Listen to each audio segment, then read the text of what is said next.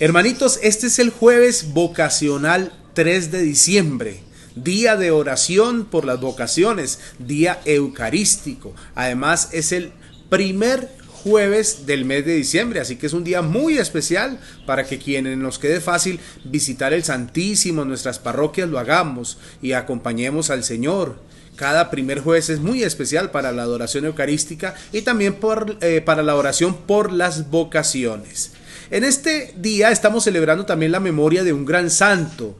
En este día la iglesia celebra la memoria de San Francisco Javier. Un abrazo para todos los que llevan el nombre de Francisco, de Javier, y también un abrazo para las parroquias que llevan el nombre, el titular de San Francisco Javier. En particular quisiera saludar a toda la comunidad parroquial, a don Severino Suárez y a la comunidad parroquial de la parroquia de San Francisco Javier en La Coruña, en España, donde tuve la gracia de estar compartiendo con ellos y fui acogido con mucho cariño. Que el Señor bendiga esta comunidad parroquial. En este día, el Evangelio según San Mateo nos dice: en aquel tiempo dijo Jesús, no todo el que me diga Señor, Señor, entrará en el reino de los cielos, sino el que haga la voluntad de mi Padre que está en el cielo. Así pues, quien escucha estas palabras mías y las pone en práctica, se parece a un hombre prudente que construyó su casa sobre la roca. Cayó la lluvia, crecieron los ríos, soplaron los vientos y abatieron sobre la casa, pero no se derrumbó, porque estaba cimentada sobre la roca. Quien escucha estas palabras mías y no las pone en práctica, se parece a un hombre tonto que construyó su casa sobre la arena. Cayó la lluvia, crecieron los ríos, soplaron los vientos, golpearon la casa y ésta se derrumbó y fue una ruina terrible. Palabra del Señor, gloria a ti, Señor Jesús. Bueno, mis hermanos, nos ubicamos al final del capítulo 7 de San Mateo. Y yo tengo que recordarles algo que ya varias veces también me han escuchado. Mateo tiene 5 grandes discursos y hoy nos ubicamos al final. Esta es la conclusión, digamos, la conclusión, del primero de esos grandes discursos. El discurso primero se llama el Sermón de la Montaña y va desde el capítulo 5 hasta el capítulo 7.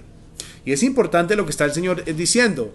Quien escucha estas palabras mías y las pone en práctica, y eso tiene su razón de ser, porque acaba de hacer un discurso de las bienaventuranzas, de ser sal, de ser luz, incluye el Padre Nuestro como oración, el discurso de si tu hermano te ofende, tú lo perdonarás, si te golpea la mejilla, coloca la otra. Un gran discurso para la vida de la iglesia.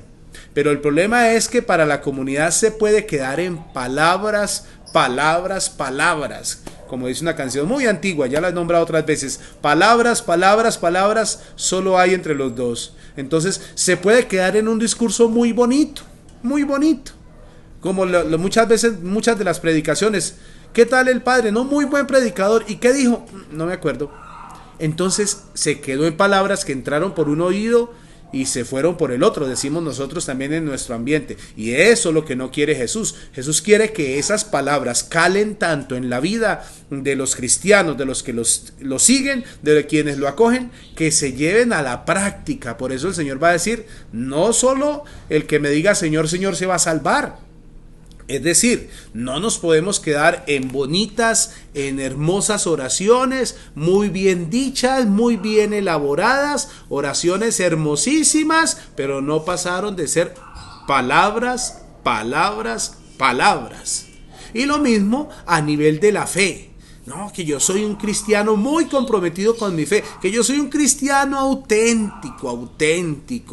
En el caso nuestro, nosotros como cristianos católicos, que yo soy cristiano de misa cada 8 días, pero si no hago una obra de caridad, si no soy capaz de perdonar las ofensas del prójimo, si no soy capaz yo de reconocer a Jesús en el pobre, en el humilde, como ya Jesús mismo nos lo ha enseñado, pues nuestra fe se queda en palabras, palabras, palabras. Y ahí, aquí en el ardor colombiano se dice, ahí no alcanza el centavo para el peso. Es decir, no es suficiente para nuestra salvación que la fe se quede en solo palabras, sino que lo que dice el Señor, construir la casa sobre la roca significa profesar la fe y llevarla a la vida. Aquí aparecen dos palabras, digamos un poco teológicas, y es, no nos podemos quedar solo en la ortodoxia, es decir, en los contenidos de la fe, sino que hay que pasar a la ortopraxis, es decir, la ortodoxia, esos contenidos de la fe los llevo a la práctica. Si yo no los llevo a la práctica, ahí quedé, porque mi fe muy bonita, muy de palabras, muy de sentimientos bonitos, pero no pasó de ahí. Tiene que pasar a la realidad. La fe tiene que influir en mi vida, en mi familia, en mi trabajo, en mis ambientes de estudio, donde yo vivo. ¿Por qué? Porque es que se debe notar, porque vive con coherencia la fe que profesa con los labios. Y eso es lo que quiere el Señor, que construyamos nuestra casa sobre la roca que es Cristo. Y Cristo no se quedó en conceptos bonitos, no se quedó en palabras bonitas, sino que Él llevó a la práctica todo aquello que predicaba, al punto de ofrecer su vida por la salvación de todos. Cuidado con que nuestra fe sea solo palabras. En el nombre del Padre, y del Hijo, y del Espíritu Santo. Amén.